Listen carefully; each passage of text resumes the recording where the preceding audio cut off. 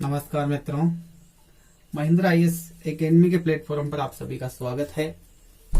और आपने जो प्यार और प्रेम दिया है महिंद्रा आईएएस एकेडमी के प्लेटफॉर्म को, उसके लिए आप सभी को धन्यवाद है और आपका आभार व्यक्त करना चाहता हूं। तो दोस्तों, आज का जो सेशन है अपना, वह कई बच्चे व्हाट्सएप ग्रुप में से जुड़े हुए हैं वो बच्चे, और कई बच्चे व्हाट्सएप नंबर पे, कई बच्चे फेसबुक मैसेंजर पर बार बार मैसेज करते हैं और एक बात पूछते हैं कि सर हम 12वीं क्लास में हैं। आज अपन बात करेंगे कि सर हम कौन सी क्लास में हैं। 12वीं क्लास के बच्चों की, ठीक है, 12वीं क्लास में है और हम यूपीएससी की तैयारी करना चाहते हैं, ठीक है। ये बच्चे 12वीं क्लास में हैं और यूपीएससी की तैयारी करना चाहते हैं।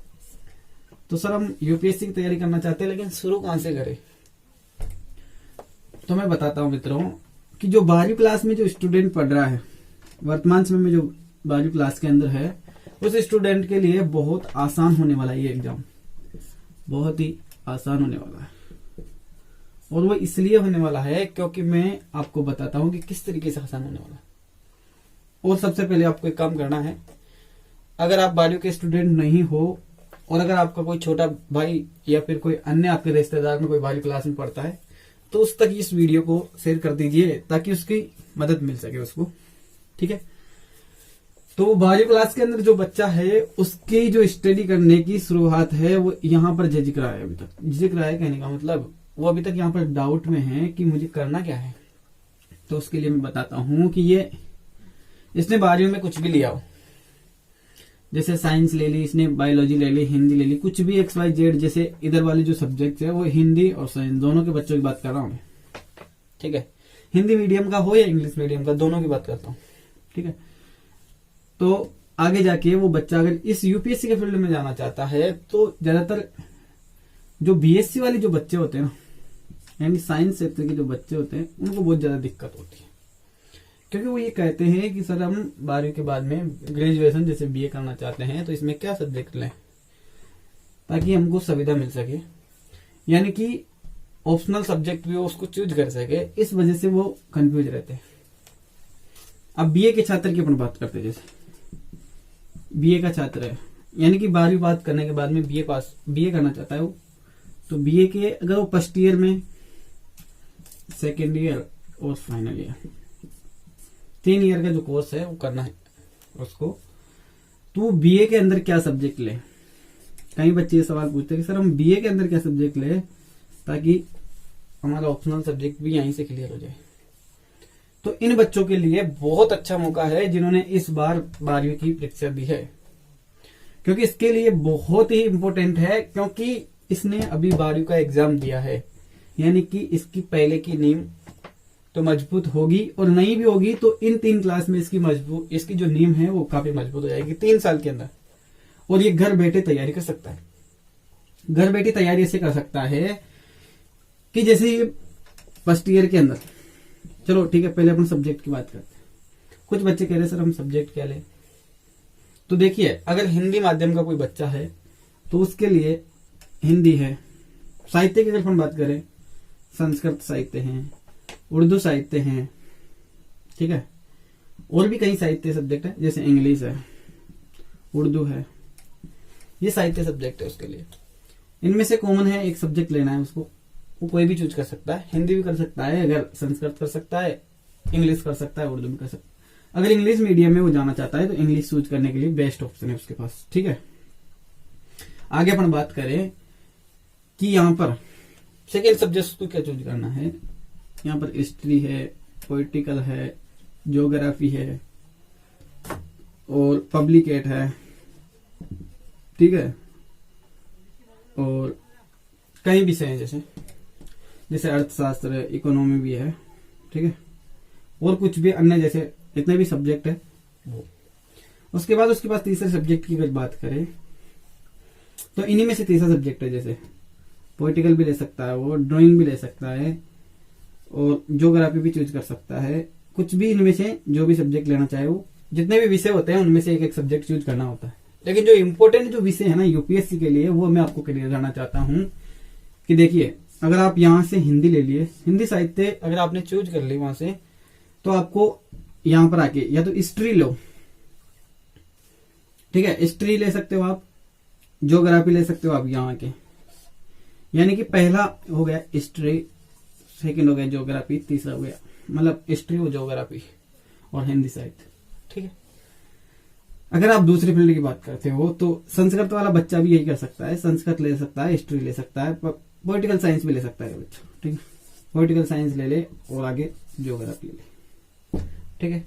वैसे ही पब्लिकेट जैसे कई सब्जेक्ट है, तो जो इम्पोर्टेंट जो सब्जेक्ट है वो देखिए, यूपीएससी अगर अपन सिलेबस की बात करें तो इन तीनों में से जो मिलता जुलता जो सब्जेक्ट है, यानी कि अगर आप ऑप्शनल किसी सब्जेक्ट को रखना चाहते हो तो ऑप्शनल इसमें से देखो, आप हिंदी को ऑप्शनल रख सकते हो, इतिहास को आप ऑप्शनल सब्जेक्ट रख सकते हो। यूपीएससी के मेन एग्जाम की बात कर रहा हूं यहाँ पे, ठीक है। यहाँ पे आप ज्योग्राफी को ऑप्शनल सब्जेक्ट रख सकते हो, और कोई भी अन्य सब्जेक्ट जैसे आपकी पॉलिटिकल है, पॉलिटिकल साइंस को आप ऑप्शनल सब्जेक्ट में ले सकते हो। यानी कि कहने का मतलब यह है कि यहां से आपका जो कंसेप्ट है वो क्लियर हो जाएगा कि आपको क्या करना है, आगे जाके क्या सब्जेक्ट लेना है, जो कि जेएस का जो मेन पेपर होगा उसके अंदर। यानी कि ऑप्शनल सब्जेक्ट की अगर अपन बात करें तो वो क्लियर यहीं से हो जाएगा आपका, ठीक है।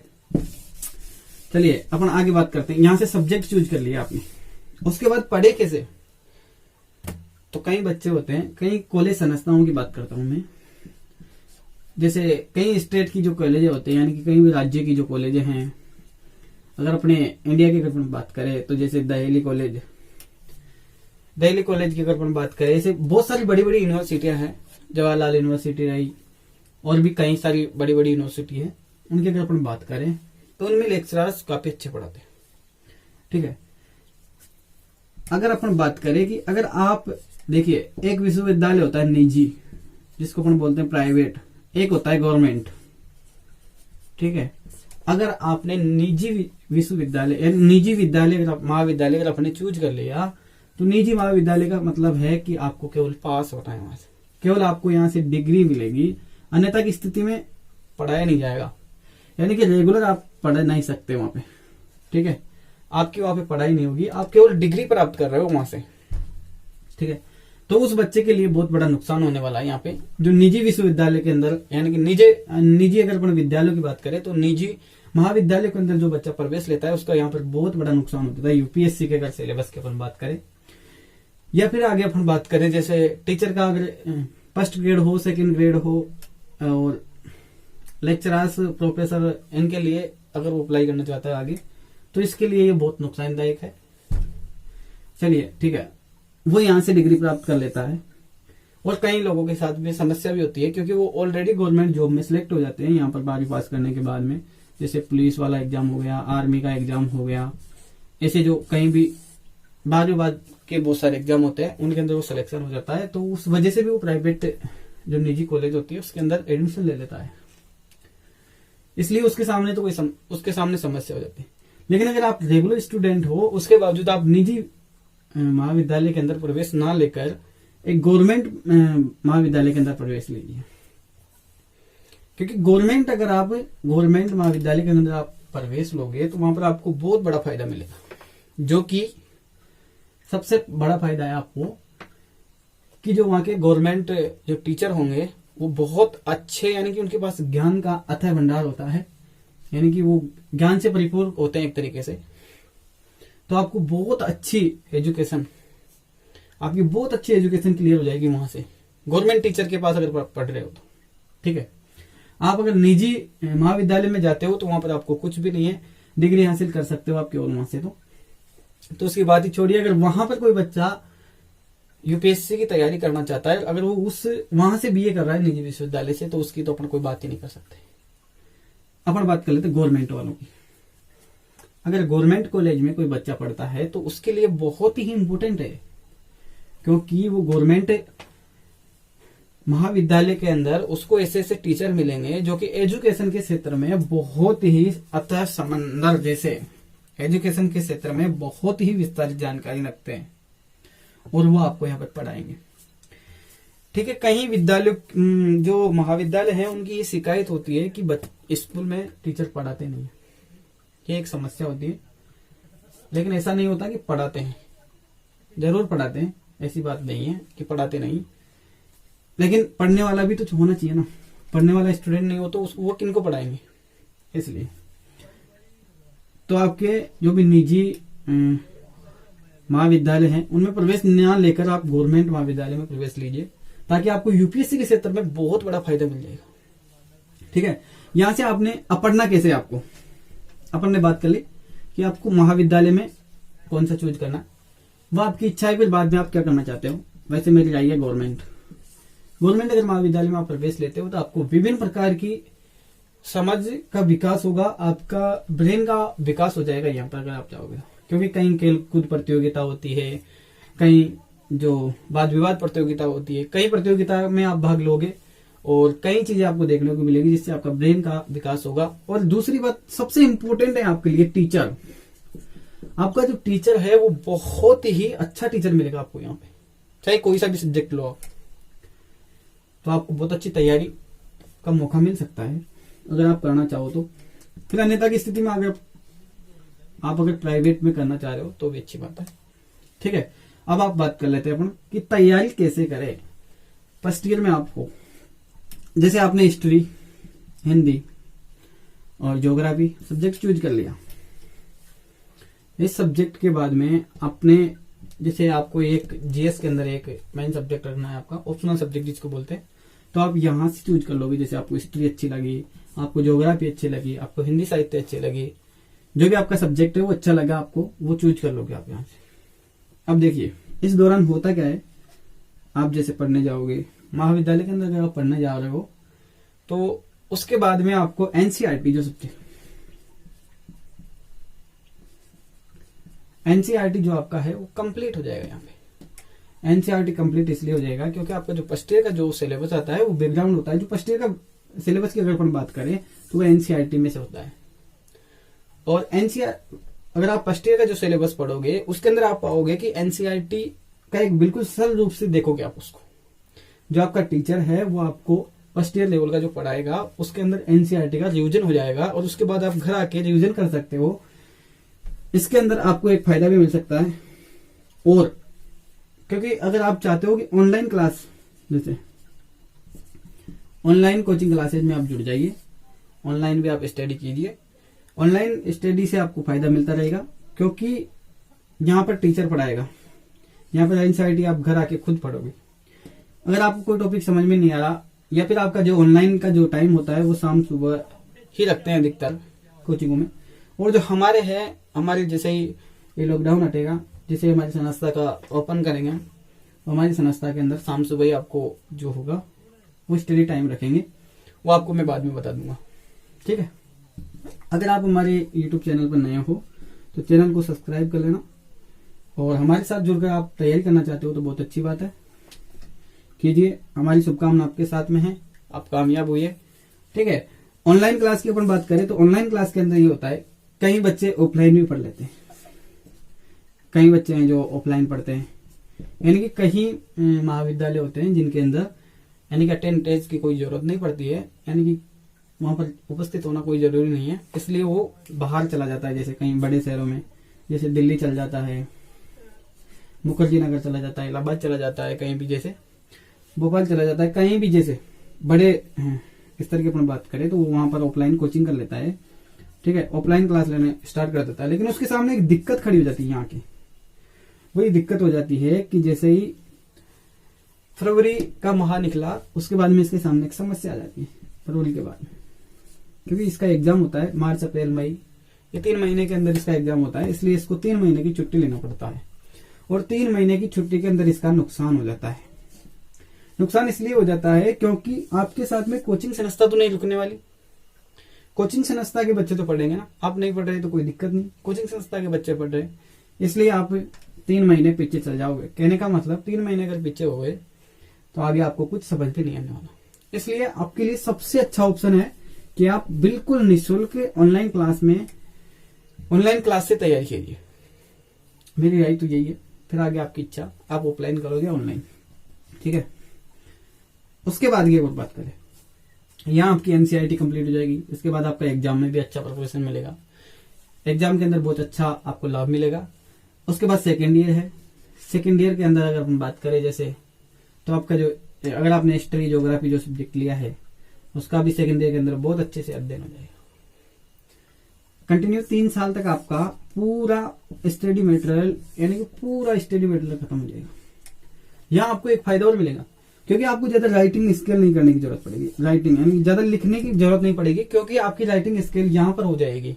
जैसे आप बीए फर्स्ट ईयर और second year final year 3 year का अगर आप जैसे बीए कर रहे हो तो 3 साल के अंदर आपका जो राइटिंग स्किल है वो बहुत अच्छा हो जाएगा। यानी कि आपको बाद में जो लिखने की, कई बच्चों को लिखने की प्रैक्टिस करनी पड़ती है जो 6-6 माह खो देते हैं, 6-6 माह 8-8 माह उनको लिखने की प्रैक्टिस करनी पड़ती है केवल, लेकिन वो आपको नहीं करना पड़ेगा क्योंकि आपका जो है वो कंटिन्यू, आपकी जो स्टडी है वो कंटिन्यू है। क्योंकि आपने जो फर्स्ट से पढ़ के आप 10वीं तक आए, 10वीं के बाद में आप 12वीं तक आए, 12वीं के बाद में आपने बीए की, यानी कि आपका कंटिन्यू, आपकी जो स्टडी लेवल है वो कंटिन्यू आगे बढ़ती जा रही है।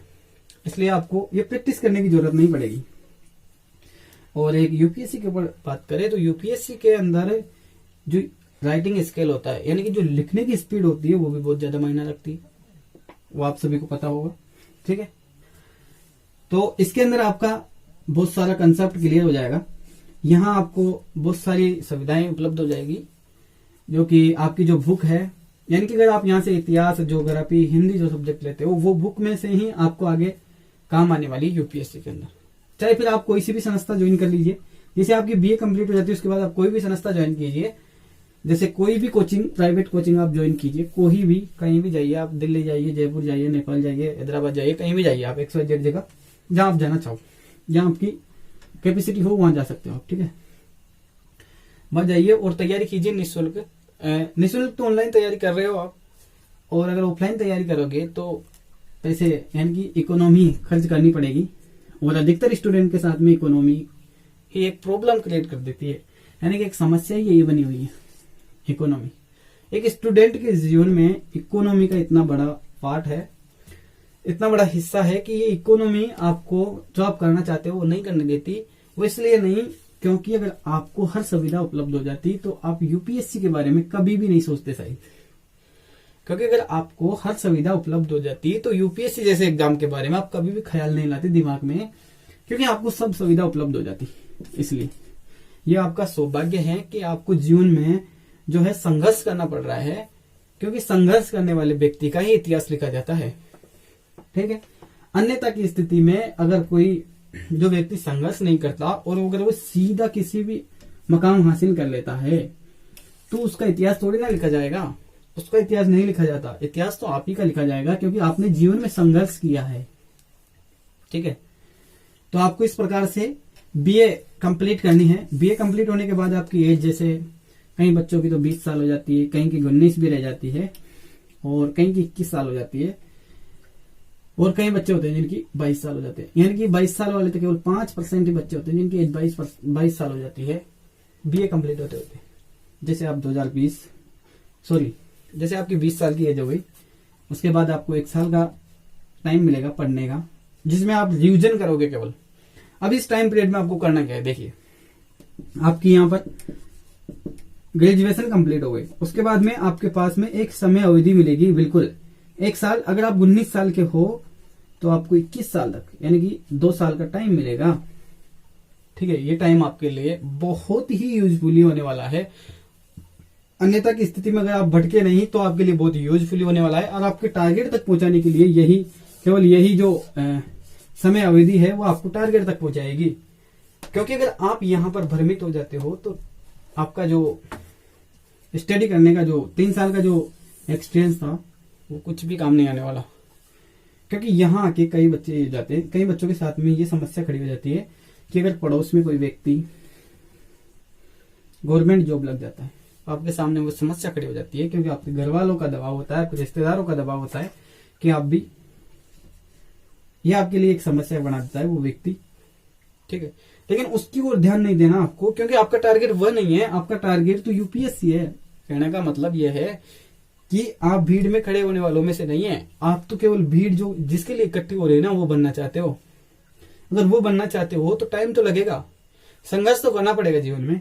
ऐसा तो नहीं है कि सीधा इसकी जैसे मिल जाएगा, इस व्यक्ति जैसा मिल जाएगा, नहीं मिलेगा। अगर ये पुलिस में कोई भी एग्जाम, जैसे पुलिस हो, रेलवे हो, कोई भी एग्जाम हो, अगर उस पर जॉब लग जाता है तो इसका टारगेट ही यही था कि इसको एक छोटी सी जॉब लगनी थी। लेकिन आपको तो उस भीड़ का हिस्सा नहीं बनना ना, आप तो वो बनना चाहते हो जो भीड़ आपके लिए इकट्ठी हो, जो भीड़ जिसके लिए इकट्ठी हो रही है वो बनना चाहते हो आप तो उस भीड़ में से। तो आप इसको बिल्कुल ध्यान मत दीजिए इस व्यक्ति की। तो आपके घर वाले कहे, बिल्कुल घर वालों को कहिए कि आप इंतजार कीजिए, मेरा समय आने वाला है।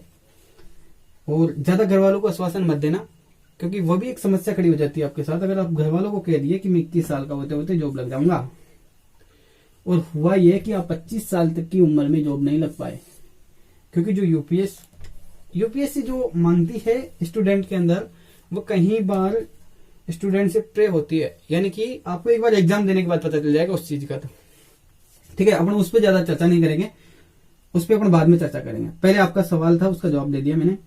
जो आपका सवाल है उस पर जवाब दे दिया। अगर और भी कोई सवाल है आपका इसके अंतर्गत उठाना चाहते हो तो वो भी मेरे को कमेंट करके बता देना, या फिर व्हाट्सएप ग्रुप में आप ज्वाइन हो जाना।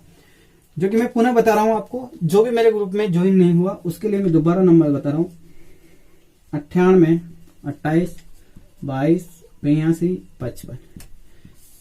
इस नंबरों से व्हाट्सएप ग्रुप है हमारा, इस नंबरों पर मैसेज कीजिए आप व्हाट्सएप पर, आपको हमारे ग्रुप पे ज्वाइन कर दिया जाएगा। ठीक है, उसके बाद में आप जो भी सवाल पूछना चाहते हो उसका जवाब मिल जाएगा आपको। ठीक है, 9828228255 ये हमारी संस्था के नंबर है, इस पे आप ज्वाइन हो जाइएगा। ठीक है, तो अपन यहाँ बात कर रहे थे टाइम पीरियड की, जो कि आपको बीए करने के बाद में आपकी एज 18 या 19 साल हो गई जैसे, तो 19 से 20 और 21 ये समय हो गया 2 साल का। इस समय में आपको करना क्या है, जो आपने पहले पढ़ा उसको रिवाइज करना। अगर आपको 1 साल का टाइम मिला है ना 20 से 21 का, तो ये तो बहुत ही अच्छा होने वाला है, क्योंकि आपको 1 साल का जो टाइम मिला है वो रिवाइज करने के लिए, मतलब रिविजन करने के लिए मिला है। और इस मौके का बिल्कुल फायदा उठाइए। ठीक, अगर आपको 2 साल का टाइम मिला है तो ये आपके लिए एक समस्या खड़ी कर देगा, जो कि आपके दिमाग में कई सारी भ्रमित हो जाओगे आप, क्योंकि अड़ोस पड़ोस की वजह से भी हो सकते हो, आपके घर वालों की वजह से हो सकते हो, रिश्तेदारों की वजह से हो सकते हो, किसी भी चीज के बारे में अगर ये समस्या खड़ी हो जाती है 2 साल के लिए। लेकिन फिर भी अगर आप उस समस्या का समाधान भी अगर मजबूती से दे पाए, आप फिर भी संघर्ष करना नहीं छोड़े, तो निश्चित है आप कामयाब हो जाओगे। जिस टारगेट की आपने तैयारी की है यूपीएससी, यानी कि आप आईएएस, आईपीएस, अगर आप अधिकारी बनना चाहते हो तो आपका सपना पूरा हो जाएगा। अगर आपने यहां पर ध्यान भटकाने की कोशिश की, कई लोग आपका ध्यान भटकाने की कोशिश करेंगे, अगर आप यहां भटक गए तो फिर लाइफ बेकार हो जाएगी, फिर आपका जो समय है वो बेकार हो गया। ये समझो आप 3 साल जो आपने स्टडी की वो पूरी बेकार हो जाएगी, कोई मतलब नहीं है फिर। इसलिए ध्यान मत भटकाइए और आप यहाँ पर पुनः रिविजन करना शुरू कर दीजिए। अगर आपको टाइम मिल गया तो कोई दिक्कत नहीं है। जैसे आपकी 21 साल की एज होगी, आप 21 साल की एज होते ही फॉर्म भरिए और फॉर्म भर के एग्जाम दीजिए। प्री एग्जाम देने के बाद में आपको पता चलेगा कि मैंने कहाँ कहाँ गलती की है, और बाकी सारी समस्या में आप हमारी संस्था के साथ जुड़े रहिए। हमारे यूट्यूब चैनल को सब्सक्राइब कर लीजिए और हमारी संस्था के साथ जुड़े रहिएगा। मैं आपको हर नोटिफिकेशन आपको डालता रहूंगा, कब आपको फॉर्म भरना है, क्या योग्यता चाहिए उसके लिए, आपको कौन से टाइम कौन सी तैयारी करनी है, करंट अफेयर है उसका क्या नॉलेज लेनी है, क्या तैयारी करनी है, वो सब मैं आपको बताता रहूंगा। ठीक है, तो आज के लिए इतना ही काफी। धन्यवाद। आपके जो सवाल पूछे गए उनका मैंने जवाब दे दिया, और अगर कोई भी सवाल है तो आप फिर पूछ सकते हो मुझे, ये नंबर आपको मैंने दे दिए। ठीक है, लेकिन सबसे इम्पोर्टेंट बात है आप अपने प्लेटफॉर्म को बहुत ज्यादा मजबूती प्रदान करो, और जो कर रहे हो उसके लिए आपको बहुत बहुत धन्यवाद। ठीक है, आपके सभी रिश्तेदार और आपके यार दोस्तों तक इसको शेयर कीजिए, ताकि अपने प्लेटफॉर्म को बहुत जल्दी ही एक बहुत बड़ा ढांचा यानी कि प्लेटफॉर्म बन जाए अपना। फिर अपन देखिए स्टडी बिल्कुल निःशुल्क करेंगे, अपन ऑनलाइन बिल्कुल निःशुल्क स्टडी करवाएंगे आपको। ठीक है, तो आप जुड़े रहिए हमारे साथ। थैंक यू, धन्यवाद।